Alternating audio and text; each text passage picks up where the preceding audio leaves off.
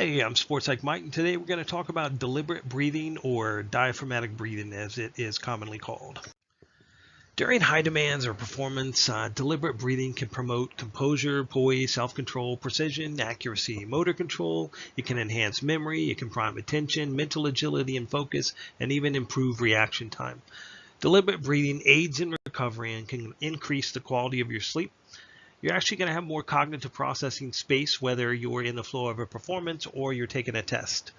Another benefit of deliberate or diaphragmatic breathing is that it triggers what's called the vagus nerve, which actually engages the parasympathetic nervous system.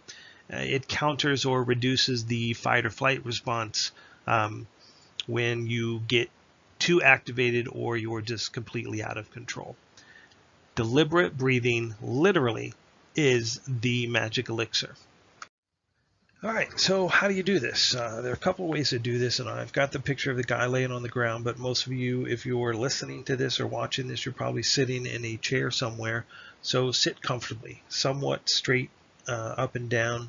It doesn't have to be rigid, but somewhat comfortable. Put one hand on your chest and one hand on your stomach. Now I want you to inhale for a 4 to 5 second count. So you inhale 2, 3, 4, 5. Exhale 2, 3, 4, 5. Inhale 2, 3, 4, 5. Exhale 2, 3, 4, 5. Now continue this as I'm talking to you. Pay attention to the lower hand, the one that is on your stomach or your belly, and make sure that that is the hand that is moving.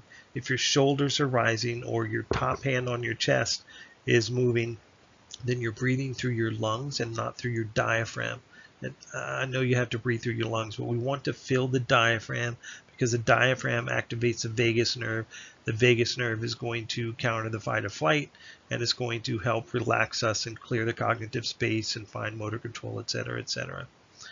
So play around with this. See what's going to work best for you, whether it's sitting, whether it's standing, whether it's laying down, or even in between the breaks of action, whatever count's going to work for you. But make sure that you practice it before you need it. This skill works. It's free. It's easy to do. It is a magic elixir. I wish I would have known about this when I was younger. A few alternatives if you want to take this to the next step. At the end of a shower, when you're done with your shower routine, then stand under the water and inhale and exhale and feel the power of the water cascading over your body. You can add in a power statement at the end of that too if you want to set the stage for the day. Some people inhale strength and power for healing and confidence, and they exhale the negativity and watch it go down the drain. You could do this while you're practicing imagery, which is more towards the end of the 30-day calendar, or before a test, a presentation, a game, a free throw, a penalty kick. Anytime you need to reduce your activation level, if you're too excited, if you're too aroused, if you find yourself getting out of control, that's when you use this skill.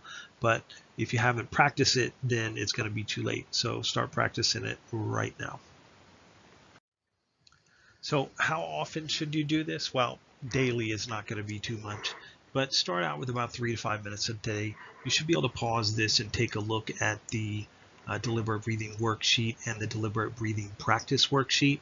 You can set a timer on your phone for 3 to 5 minutes. You find that nice relaxed place, start the timer, set it down, ignore it. You can close your eyes or keep them open. It does not matter. I think in the beginning it is easier to close your eyes. That way, if your mind starts to wander, then you just bring your attention back to the inhale and the exhale count. So you're literally, I guess instead of counting sheep, you were just counting your breath. When you learn how to use the refocus routine, then you can incorporate that into your deliberate breathing practice as well. And then mental agility comes into play with bringing your attention back to your breathing or to whatever it is you're trying to focus on. Want to know more or find worksheets for this exercise and many, many more? Check us out on Facebook at Sports Psych Mike or at www.p3perf.com. Thanks for your time today, and I look forward to seeing you around next time.